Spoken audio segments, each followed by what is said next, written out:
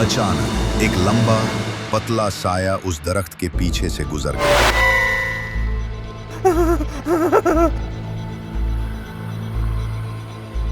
भाई, तुमने देखा?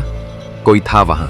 रिलैक्स, हवा है, मगर अलवुजन के अगले ही लम्हे उसके दोस्त की आंखों से खून टपकने लगा और उसकी चीख ने रात का सन्नाटा चीर दिया।